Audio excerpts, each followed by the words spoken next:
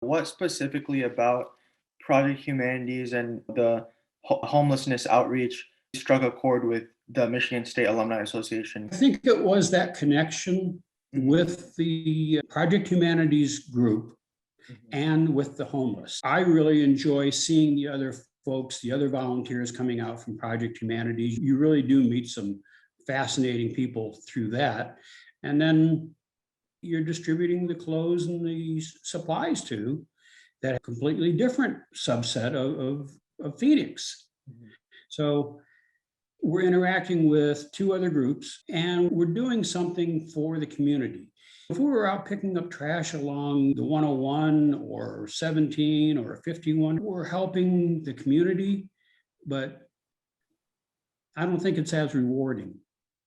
I know it's not as rewarding right. as going out and doing something for other members of our community.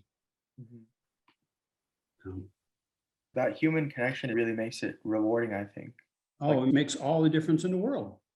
As you drive down the street and you see somebody pushing a shopping cart with clothes, for 99% of the population, that is their only connection with that person with the shopping cart.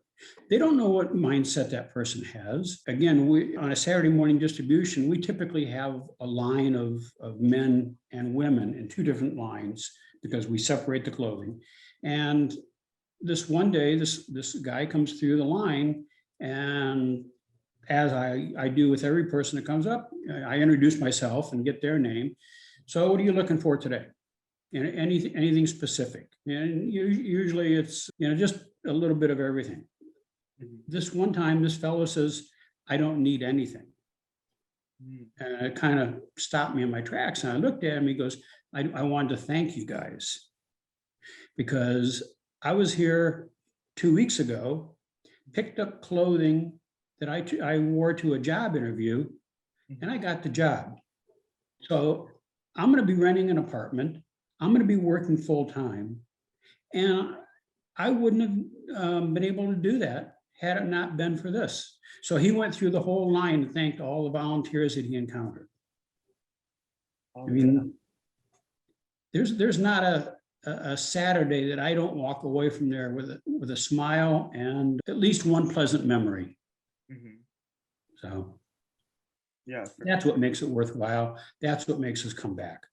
Mhm, How do we address that need now? Neil tells me what's needed, or more importantly, he directs me to the Amazon wish list page, mhm. and I turn around and get all that information to those 4,000 people in the database and say, you don't have to come to Phoenix to distribute.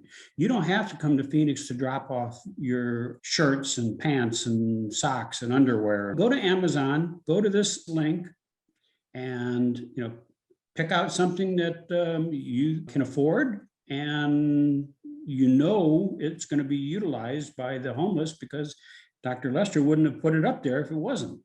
Mhm. And so, somebody from Bullhead City can now participate. Somebody from Lake Havasu, can now participate. They don't have to make that drive. That's the beauty of where things are at this point. Yeah. It's good that despite the circumstances, we can still generate a community, whether that be, like virtual or actually in person. I think that's still good to still keep the interest of the community in helping out. I don't even know how long they've had that Amazon wish list page, but we weren't doing that when we were doing the face-to-face interactions on Saturday mornings. We just told people, here's the things that the homeless need, collect your stuff and drop it off. Well, that's great for the folks in and around Phoenix, but it doesn't help the people up in Flagstaff or Payson. They're not going to drive 2-3 hours to drop that stuff off. But now with the Amazon wish list page, they can support the program from the comfort of their own home. Mhm. I hope it's the option for those people that are too far to drive in, if and when we get back to the Saturday face-to-face things, because I'd still like to see the people volunteer. whether they can donate clothing or sun protection or sunglasses or whatever, for them to be down there.